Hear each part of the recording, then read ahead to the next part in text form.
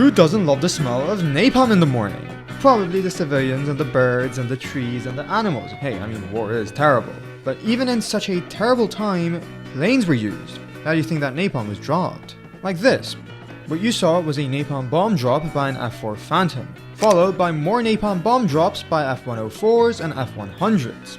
The F-4 was a pretty versatile plane, so it would be natural to use it for this. However, the F-104 was kind of weird to see here. This so-called aeronautical bolt of lightning, whose operational altitude is the stratosphere.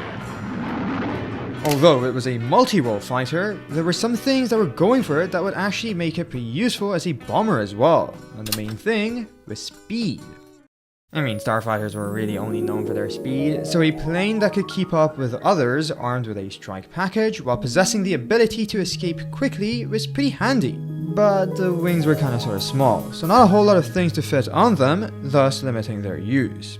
There are a lot more weird planes used by the US Air Force in Vietnam, but let's look at the North Vietnamese. At the end of the day, a war is fought by countries. Unless it's a civil war, then it's fought by one country that wants to be two. Listen, I'm not here to get all detailed and North Vietnam was primarily backed by China and the Soviet Union. Thus, you really wouldn't see any starfighters or phantoms on their side. However, you could see frescoes and fish beds along with Colts. You may or may not know what Colt is a codename for. Well, if the fresco is a MiG-17 and the fish bed is a MiG-21, the Colt is an Antonov AN-2. But stay with me now, because this was used in the war by the North Vietnamese Air Force. It was a rugged and versatile single-engine biplane and was well suited for operating from remote, unsurfaced airstrips, and was also used to transport personnel and light cargo in difficult terrain, also excelling in attack missions. But here's the kicker, because this thing was stealthy. Well, not conventionally, but rather because of the materials used, such as fabrics in certain cases, and its low flying speed.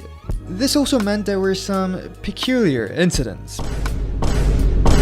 The 12th of January 1968, a clandestine TACAN site, call sign Lima Site 85, installed by the US Air Force in northern Laos for directing US Air Force planes flying from Thailand to Vietnam, was attacked by a pair of AN-2s with machine guns and rockets, all while a third Antonov was overhead.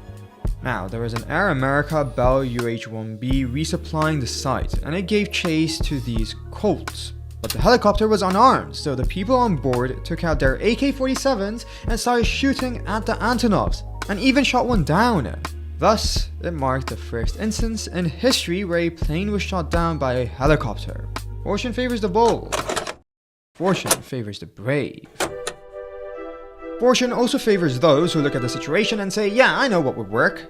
L1049 Super Constellation, made by none other than Lockheed. What happens when you take a World War II plane and decide it deserves to serve a role in the Cold War? This, the EC-121 Warning Star.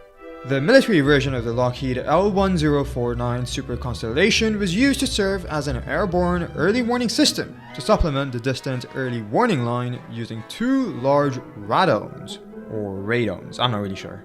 World War II tech punching above its weight in the Cold War. You just love to see it. The 553rd RW flew warning stars over land and off the coast of Vietnam, plus Laos and Cambodia, monitoring and retransmitting low-power signals. Usually, they orbited the Ho Chi Minh Trail in 8-hour shifts, as it was expensive to operate and it exposed a large crew to enemy fire.